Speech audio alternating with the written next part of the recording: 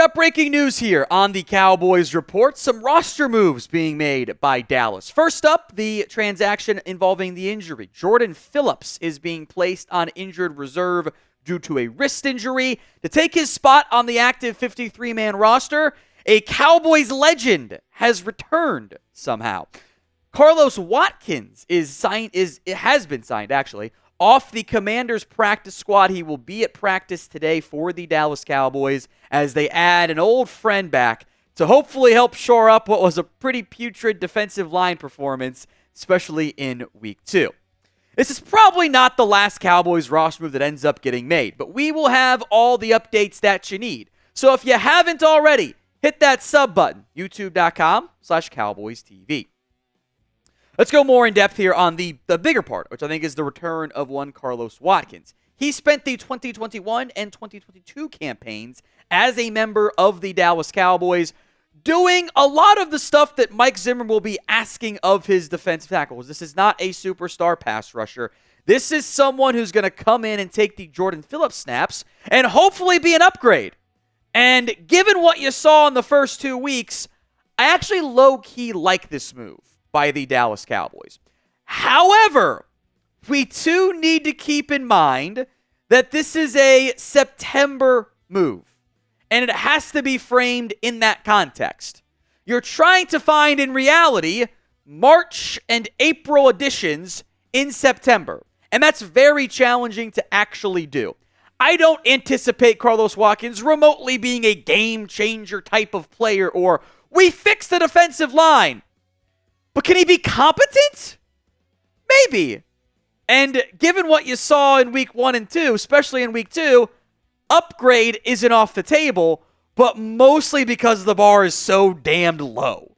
I think Watkins, and he has done this before, he can do the dirty work stuff that you need. He can eat up space. He can help stop the run. He's not going to be an 8-sack guy. He's never been that player. But can he not get pushed 5 yards into the off the ball on 1st and goal from the 5 and end up in the end zone? That's the bar we're at. So from that point of view, some promise here. It's just you still never got the upgrades you needed in the first place back when other teams were actually signing players that could have really helped change your season. You're paying the price once again for your lack of an action in free agency and the draft. So grade this signing. A, B, C, D, or F. It is going to be the pinned comment on today's show. So if the ad comes here on YouTube, take advantage of it. Head down there and let me know A, B, C, D, or F on the return of Carlos Watkins. The last 4 years, ignoring this past season for Carlos Watkins, because what's the point?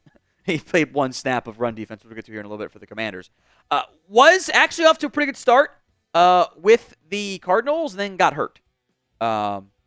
Only played the 2 games, had 7 tackles in those 2 games. He was actually doing some decent stuff. 2 TFLs in 2022 for Dallas, 5 in 2021.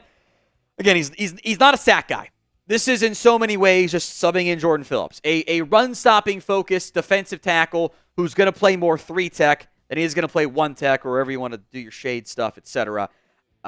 It's the 1-to-1 replacement. Can you get me 15 to 20 snaps a game that aren't terrible? I just need competence along the interior of my defensive line. If that's the bar, it's possible that can be reached. Here's Watkins' run defense grades per PFF, the team and the snap count involved there, by the way. Kind of toss out his practice squad call-up from the Commanders, 1 snap. 1 run defense snap. Does not matter. 57.9 from Arizona was his highest. Again, small sample size, but he had 18 tackles or 7 tackles and 18 run defense snaps. Is kind of intriguing there. There's obviously pass plays he got involved in on too. 54.0, 54.6 for Dallas. Somewhat similar grades in Houston. Here's what you've got. These are not earth-shattering grades. I think this is fairly reflective of who Watkins is as a player. It's why I'm showing it. It's serviceable. I didn't have serviceable last week. My bar is exceedingly low, guys. Can you not be terrible?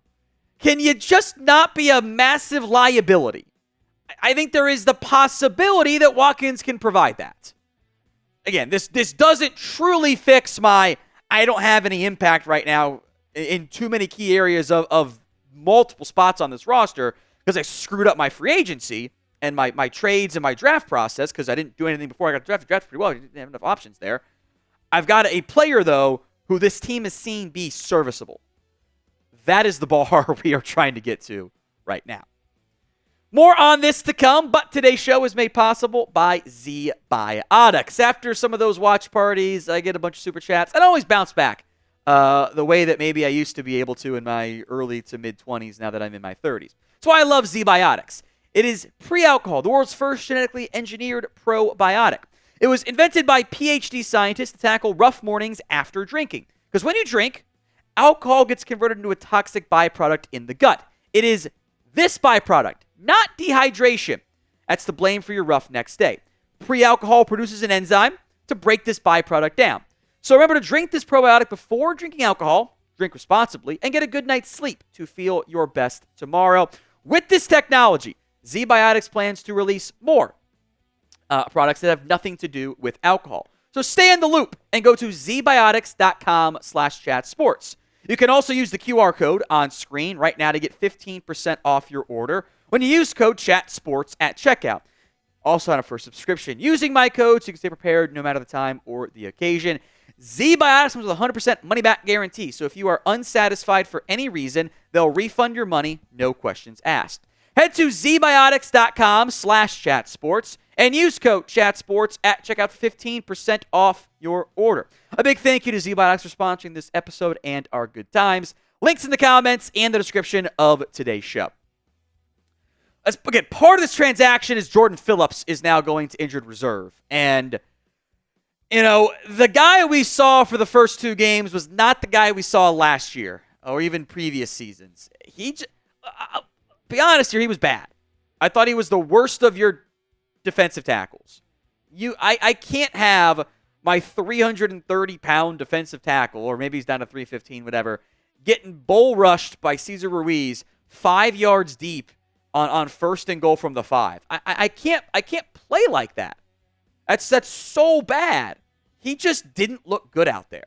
The trade has already been finalized. He was there on the two active moves, or the two games he was there, so it's going to be the 6th for a 7th. Doesn't really move your needle. Again, it's like a 15, maybe a 30 pick swap difference. Who cares? Doesn't change anything there. Again, you were trying to do something. I like trying to do something. Should try to do something earlier. So what is your confidence level right now in the Cowboys defense? Scale it for me from 1 to 10. 1 on the low end, 10 on the high end. As things sit currently, this is the Cowboys defensive tackle depth chart. You got your DT, which is kind of 3 technique. Obviously, they move guys around, and it's not always lined up in the same spot, whatever. Osa Odighizuwa, with Carlos Watkins now behind him, with Jordan Phillips on injured reserve. Then your nose guards, Mazi Smith, Linval Joseph. Specifically for week 2, boy, it kind of felt like Mazi Smith was your best defensive tackle out there against the run. And that's probably a bad thing. You have not enough options out there. This is why you're doing things. This is why this team has been so active at defensive tackle over the last month. Phillips, Watkins, Joseph, those are all moves you've made, in the August to September timeframe, because you didn't do anything before that. The DT room wasn't great with Jonathan Hankins and Neville Gallimore and everybody else out there, and you didn't replace them. You drafted Justin Rogers in the 7th round. He didn't make your team. They picked Linval Joseph over him. He's still on the Bengals practice squad right now. He might get called up this week. We'll see about that. They're pretty banged up front. He's also maybe not that good of a player in the end. It's a real concern up front. Your defense, the real concern I have, it's the same one we've had the entire offseason, and you're seeing why they're making moves now. You just might not be talented enough. Because you let a bunch of players walk. That's fine. They got paid. Good for them. And really replace them. Hopefully Watkins can give you serviceable in the meantime.